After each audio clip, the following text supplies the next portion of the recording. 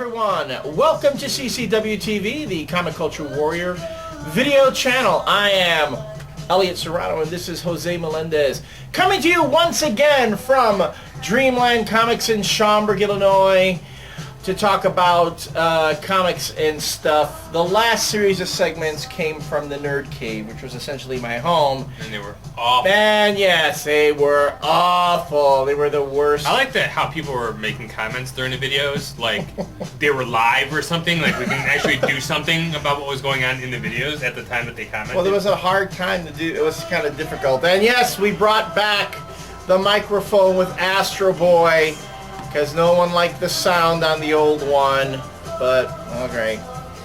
I was one of those people. I seriously thought it would be fine, and I guess I was wrong. So, yeah, live and learn. I always say. Surprise, surprise. But we still have we're back in Dreamland with the music going in the background, back in the familiar environs that is Dreamland Comics, and back to talk about some of the books that came out over the last week or so. 2 weeks. 2 weeks or so, yes. A couple of these books are a couple weeks old, but since we didn't videotape 2 weeks ago, we couldn't, right? We didn't. But so you know, there are a couple of books here that people have been chimed in over quite a bit, and there have been some egregious wrongs being done out there that we are going to correct. You know, we are like Sam Beckett in Quantum Leap. We are going back in time and righting the things that once went wrong. And that's what we're going to do today in these series of segments. But anyway, so it was kind of like, you know, I'll admit it was a bit of an experiment. I know some folks weren't pleased with it. I think the only video that really was as bad as those last segments was the CCW TV crappy sound edition. Remember when we were talking, it was pre-presidential election, we were talking about Barack Obama and all those things before, and it was a similar thing occurred. We didn't have the microphone for that segment, and we were just doing, you know. But the audio or the video quality was actually better. Yeah, video quality, yes. So this one actually had like bad audio and just bad video. It was all around just terrible. I'm gonna say you set such an example for all of us that you can endure such hardship. Really. That you're able to endure so much. I gotta say, wow. Well, I don't like to point that kind of shit out. I'm glad that you brought that up, because I don't like to pat myself on the back for doing those things. Oh, okay. Trust me. Yeah. But anyway, so hopefully these videos are gonna turn out better than the last batch. Alright. So anyway, a lot of stuff went down over the last couple weeks, and let's just jump into a couple things here. And I'm going to say this. I'm going to preface this by saying it. Big week for Marvel last week. Last 2 weeks. Last 2 weeks. Big week. All these like Avengers books, these Avenger relaunch books that they've been putting out, you know, came out. And I gotta say, I was expecting the worst. Really, I was expecting the worst. I was expecting. We were talking about it being a cash grab, just a total cash grab. Yeah. So, with that expectation, I gotta say. I mean, we haven't seen New Avengers yet, though. So. Oh, true. I mean, that's gonna be the worst of the bunch. But I would say, if anything, one of these books really makes it worth it. Yes. This book isn't, though. The Avengers, #1, by Brian Michael Bendis and John Romita Jr. with inking by Klaus Johnson. Essentially, lifts two plots. It takes the Avengers Next animated series, direct-to-TV animated movie, and also lifts the plot from Back to the Future. Back to the Future Part 2. Right. And we have, you know, essentially the Avengers have to go into the future to stop their kids from, you know, basically screwing everything up, which is, I don't know. What was positive about this book? Let's start out with the positive. The artwork for the first... If you like John Romita Jr., if you like John Romita Jr. You don't, but we do, so the art was great. But for the first few pages... Yeah, that's true. For the first few pages, it was really good. And I'm going to tell you where it went off the rails for me. Right here. Okay, first, first 2 pages, Immortus is getting his ass handed to him by the young Avengers or the future Avengers. And then Steve Rogers shows up looking like Bullet, looking like Steve McQueen, Bullet, And then you have the whole montage of Steve Rogers approaching all the other Avengers saying, hey, do you want to be a part of the team? Blase, blase, blase. And then that stupid bullshit with Wonder Man. What is? Yeah, I know. God damn I it, know. Man. I'm not sure you're right. Because he hasn't ruined enough characters. This is where the book went off the rails for me. Right here. When Maria Hill shows up, that is the butchiest haircut I've ever seen on a woman. That was a butch haircut. And now, of course, you're going to get a bunch of comments, but she's a lesbian. Yeah, well, that's why it was butchy. And then, you go from there, a whole bunch of contrived crap. I have never seen... Brian Bendis has shown that he can take a really cool setup for a battle and a splash page and turn it into... And then just... do like 10, 11, 12 pages of just people standing around talking. Well, we talk about how he never finishes you off. I mean, that's basically his thing. It's like he gets you going, but he never finishes it up. And it's like goddamn, Avengers #1, it's all they were doing was talking. There's a lot of setup. Like 32 pages. And I'm going to tell you too, and this is a surprising thing.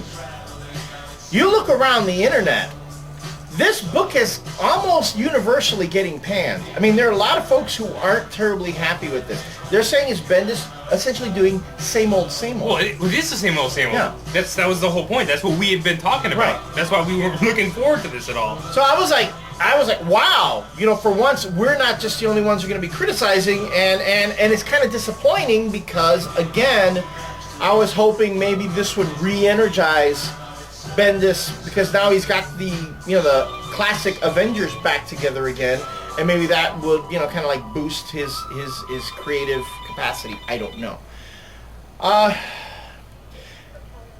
Beyond that, the interaction between Tony Stark and Steve Rogers here too.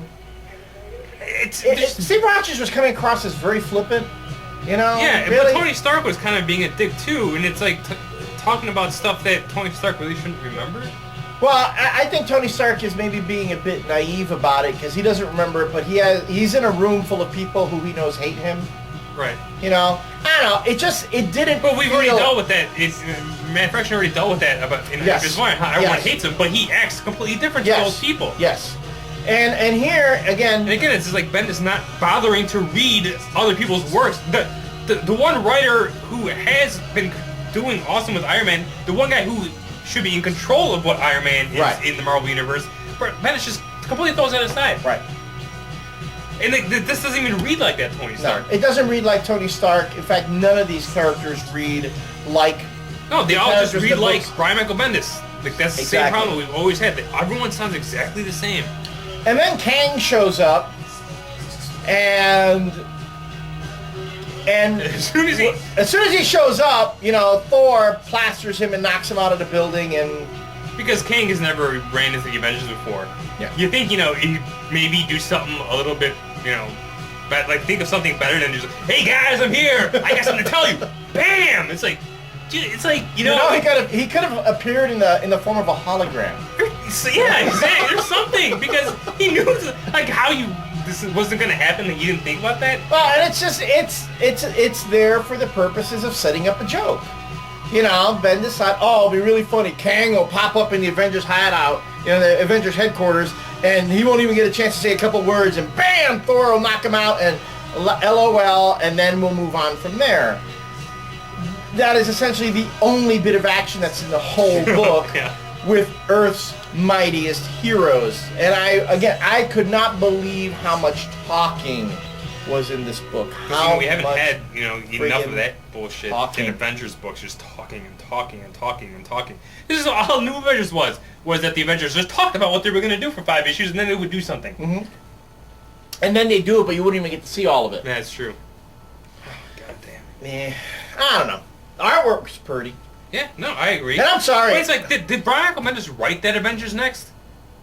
I don't think so. Because he's stealing that story. It could be that he just wants to fold that into continuity.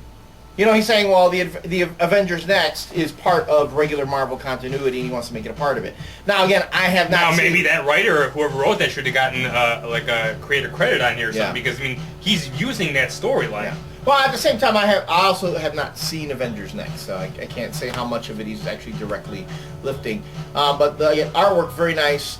I did not read the back matter. Did I? I was like, fuck that. I had enough of talking, so I don't need another 8 pages of I don't need talking. to read Bendis, like words without any pictures at all. Words without pictures. Yeah, well, I mean, I love books and all, but I don't like this, man. This just like right away, I was like, I'm no. Yeah. Like, not even gonna do and that's gonna be $3.99 every month now. Yeah, I told you, that's why that was $3.99. You're gonna have all that shit in the back that no one gives a crap about. Yeah. It's him rewriting Avengers history. Yeah, I'm done. I'm not. Sorry guys, that's not gonna do it. I'm looking forward to Thor. If I'm gonna get my John Romita Jr. fix, it's gonna have to be with Matt Fraction and Thor. Now, the Avengers book that actually wowed us was Secret Avengers, #1 by Ed Brubaker, Mike Deodato. And when I say wow, I mean wow. Yeah. I gotta say, I was really impressed by this. I was really, really impressed. Because, first, the whole Mike Deodato run on Dark Avengers kind of left an icky taste in my mouth. So I'll be honest, I really wasn't looking forward to Well, it didn't help that the last few issues, the atrocious coloring on that book was just not doing him any favors at all. But going into this, it was like, it looked like a different artist to me. Yeah, it really did. Yeah. It was way much better finished. The coloring was gorgeous. And again, I wonder if that harkens back to stuff that we always talk about, how when pencilers have to draw Bendis books, like if they just don't even give a shit, like they don't like when Carlos Pacheco, we were talking about how Carlos Pacheco was doing the Ultimates with Mark Miller, how Carlos Pacheco was like, fuck this, just like, did whatever and didn't put no enthusiasm. It wasn't as challenging. Yeah, whereas this, like, I think that you can tell that Deodato was just like, is really getting into it seemed like something happened. His batteries were recharged, and he was going in with a fresh new outlook. And maybe it was working with the Brubaker script, where he knew he didn't have to write a ton of talking heads, draw a ton of talking heads all the time, that he actually get to do some fight scenes. Yeah. So right from the beginning. Right from the beginning, with the Black Widow and Valkyrie, who, to me, is one of the most underused characters in the Marvel U, are called upon by Steve Rogers. Is he going by the, no, he's not going, I think later on they'll be calling him Super Soldier, but he's just going by Steve Rogers right now. Steve Rogers is the head of this secret covert ops group. He calls them Avengers, but no one has said they're the Secret Avengers. He just calls them, Avengers that aren't so widely known. I don't know. They're like the Black Ops Avengers. Black Ops Avengers. And it makes sense to have these characters in these particular situations. Yes. You even have first you have the Hank McCoy scene with the Beast. Which was really good. Really good. Great moment between Steve Rogers and Hank McCoy. Mm-hmm. Then you have, even when you bring in Moon Knight, and Moon Knight himself says, you know what, I don't work in teams. Teams don't work for me. Great line. He goes, teams don't work for me, too many voices. Meaning, it's like the old, too many cooks spoil the broth. It's like the old, look, I'm just going to do things my way, because when I get in a group, I lose my autonomy. I can't do. And Roger says, I know where you're coming from, but I'm going to give you a chance to fix. But you want to fix things? Let me give you a chance. Mm-hmm. So he calls on him to help out, and it makes sense within the context of the character. But the one surprise, though, because it wasn't in any of the promo material, was that Ant-Man is on Ant-Man, the Thunderbolts. The irredeemable Ant-Man. Yeah, the Robert Kirkman Ant-Man. And when I saw him, I'm like, oh, that's awesome. Pretty cool. And him and Moon Knight team up in here, and it's just, and there's this great scene. Again, this is what good writers can do with these characters. I mean, there's just these little scenes, just couple panels, maybe a page scene, that gets to the heart of the character. Exactly. And you have this scene with Steve Rogers asking Ant-Man to join, his Avengers. He was talking about, you did good on the Thunderbolts. You are looking for redemption. I'm giving you your chance. Right. And then he goes, you don't take it, that's it. It's never coming again. Yeah. It's like, Steve Rogers is not going to sit there and coddle you and say, oh, come on, please, please. Look, you want to do it? Come on, be a man. Hey, baby, that's what he says to him. He goes, be a man. Come on, step up. If you want to do it, do it. And then ultimately he does. And the other thing that I like about it is that everybody on this team suits a purpose. Yes. And that's always when we would talk about Agents of Atlas and Jeff Parker and stuff. Is that everybody who's in his book, they serve a purpose. They have a specific voice. They're there for a reason.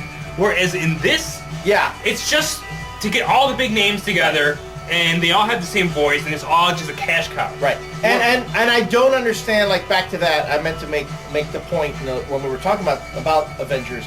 I don't understand why Wolverine's in there. I just don't. Wolverine is there so you can put him on the cover. Yeah. That's what he's there for. So you can put him on the cover, and fanboys will pick up the book and say, ooh, a book with Wolverine. He never serves a purpose in any Avengers book. I challenge our viewers to point out any issue of the Avengers throughout the whole run that Bendis had the book. Tell me a point in any issue where Wolverine actually did something of significant, of consequence in that run to justify him being there. I can't for a single time think of any time when he had. Please, somebody point it out to me. Find one time, where here, even having friggin' Nova in there makes sense. It was awesome. And you look at the cover and you see the characters on the cover and you're going, how's this gonna work? Exactly. You're like, why? What? I mean, you would think this is like... That's when they released the promo pictures for who these characters are, I'm like, why is the Beast on the fucking Avengers? I understand he used to be an Avenger, but I'm looking at this, I'm like, why are these people in it? It makes no sense. In the first issue, it already makes perfect sense to me. Everything is explained, and the explanations are actually reasonable. Very reasonable. And Brubaker, you can tell, feels real comfortable with these characters. Feels real comfortable, and in this book, Steve Rogers really is the glue that holds it together. So you can look at Secret Avengers as kind of like being Captain America B. And it is very refreshing to see, Steve Rogers in Brubaker's hands again. You can tell he missed him. Then you get to the end with the great cliffhanger at the very end. Great cliffhanger. This is what comic books should be. I'm going to say it right now. Secret Avengers #1, what comic books should be. Anything else? No. I mean, this is going to be the event. This feels like an Avengers book. Finally, after years, and it's not even the right. In a way, in kind of a way of Avengers. I mean, to me, that's what I really wish Dark Avengers was. You know, whereas Dark Avengers was more like Thunderbolts. It was just but an it wasn't really excuse to do bad shit to it people. was just it wasn't even and it wasn't even like characters wanting redemption. It was just meh. Well, it was exactly. So I don't know. I still don't get the whole Dark Avengers experiment. And you know what? The less said about that, the better. But anyway, Secret Avengers, awesome book. If you haven't picked it up, surprisingly great. When we come back, we're going to talk about 2 more Marvel books that also knocked it out of the park, especially because they were done by one of our favorite writers. We hope you join us.